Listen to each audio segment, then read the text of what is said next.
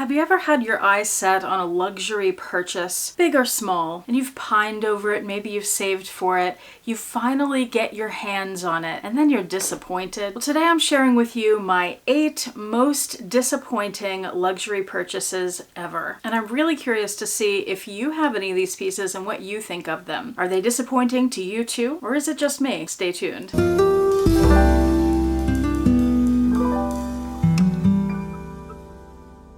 Hi YouTube, Autumn Beckman here. Welcome to my channel, or welcome back to my channel. My channel is all about luxury living on a budget, from high-end luxury handbags and small goods to the everyday luxuries of life. If that sounds interesting to you, please make sure you subscribe, click the bell notification icon to be notified when I post new videos, and be sure to like the videos that you enjoy.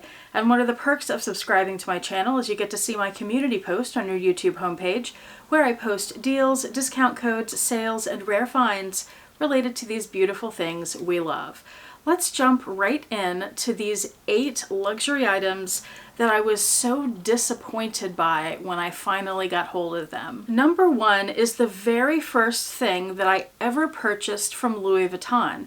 Now I think in every video I've ever done that I talk about the first thing I purchased from Louis Vuitton, I've always said that it was the Trevi GM handbag. And that's because that was the first handbag I ever got, but I always forget about this other purchase. It was the Louis Vuitton Suhali Agenda PM. This just proves that I've always been into planners. I think I got this a good couple of years before I ever got that Trevi. This is such a beautiful piece. If you're not familiar with the Louis Vuitton Suhali leather, oh my gosh, it's gorgeous. It's goat leather, and that's become my favorite leather. It is so soft, it's smushy, it's just wonderful. It's like top of the line leather. So to have it in a Louis Vuitton Agenda, and in this color, which I think is beautiful, it's this gray, and then it has the gold hardware. The edging on it has the LVs stamped in it, just like around the edges of their trunks. Such a beautiful piece. And when I got it in my hands and I opened it up, I thought the same thing. It's soft, it's beautiful, it's gorgeous, oh my gosh. But then I opened it up, and rather than having the 6 rings on the inside like they have on most of their agendas, let me show you here and some blank pages. So the 6 rings, that's what most of the Louis Vuitton Agenda PM size will have.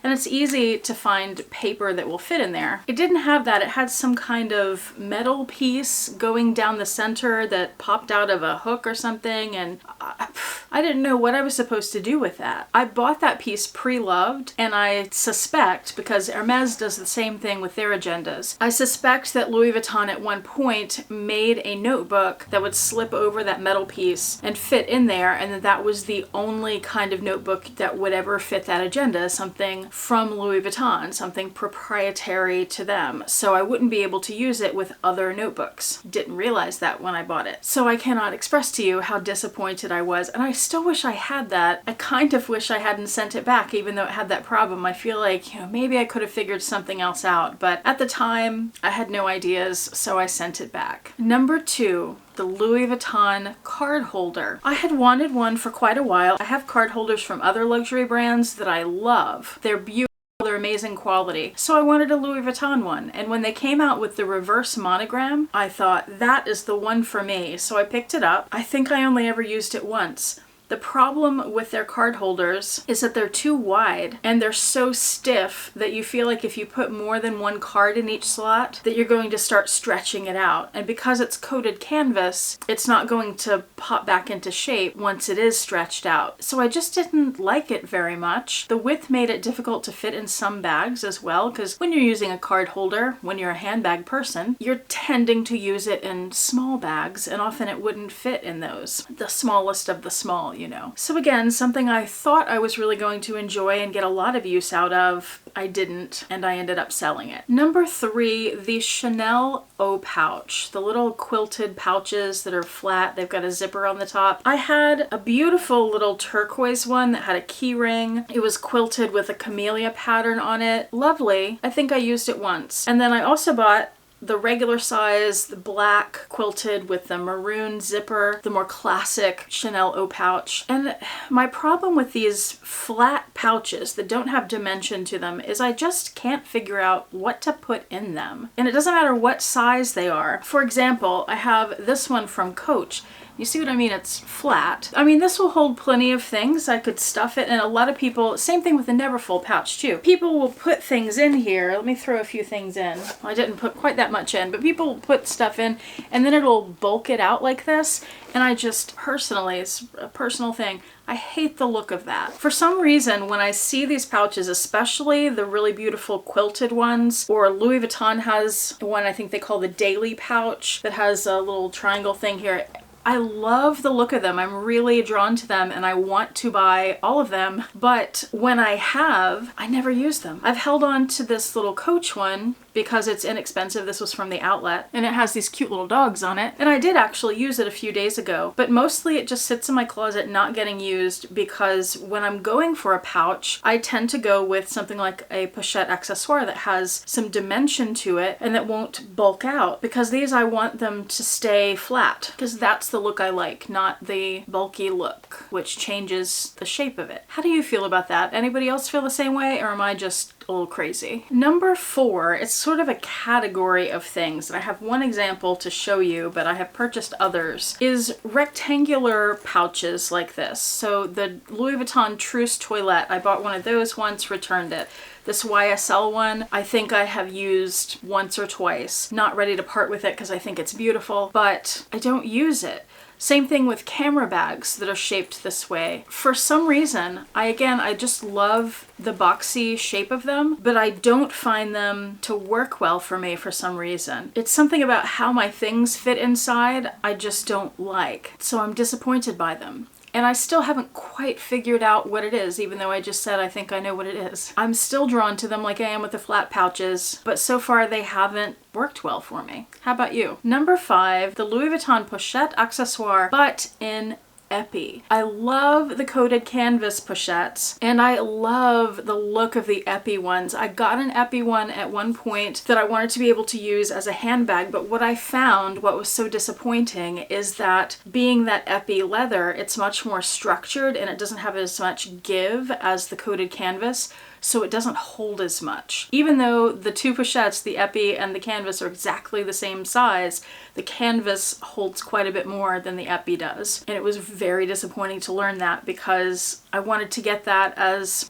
a relatively inexpensive Louis Vuitton handbag, and it just didn't work out. Number 6, a fairly recent purchase, the Fendi baguette with the embroidered FF designs. If you saw that unboxing video, you'll know what I'm talking about. If you didn't, I will have it linked below. It had several issues with the embroidery, so to me it was a quality issue that was disappointing. Apparently it was not just my bag, this is standard across these bags, but I just had higher expectations for it being a Fendi bag because my other Fendi bags are amazing and beautiful and perfect and I love them. And I was terribly disappointed with that baguette because I'd really like to have a baguette and I just haven't found the perfect one yet. I thought that would be it, but it wasn't. Number 7 is also from Fendi. This is more of a vintage bag that I got pre-loved. It's the Spalmati Roll Tote. I purchased a black one that had these multicolored FFs, which is beautiful, and I thought, you know, I was trying to add color to my handbag collection, and I thought that's a perfect way to do it. It has all these colors, you can wear it with anything. Well, I got it, and again, I was just not at all impressed with the quality. I found the quality more along the lines of something you would find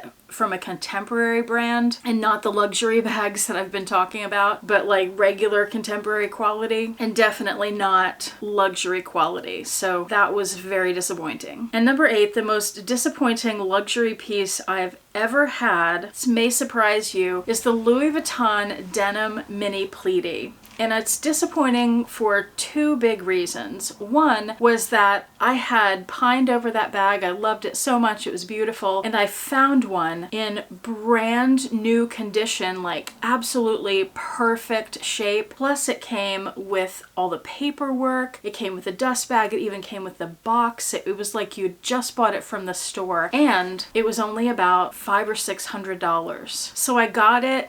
Gorgeous. I did an unboxing. I'll link that below. But I quickly found that it wasn't going to work for me for 2 reasons. It was a shoulder bag. I wanted to be able to add a crossbody strap to it, and I just couldn't figure out a way to do that I was happy with. So that was a fail. And the other thing was being a bag that is made of denim and it had no structure at all to it. You could just smush it flat. It has a koala clip on the front, and when you go to clip that, since there's no structure, there's nothing to push back when you're trying to close it. And so it was difficult to maneuver. You had to take it off your shoulder and use two hands, and it was fussy. So for those reasons, I sold that bag, and I sold it for what I had paid for it plus shipping. So the second reason I'm disappointed in that bag is they now sell for about $2,600, $2,000 more than I bought it for and sold it for. So I wish I'd kept it, because if I'd held on to it this long and waited for this new Louis Vuitton denim line to come out, that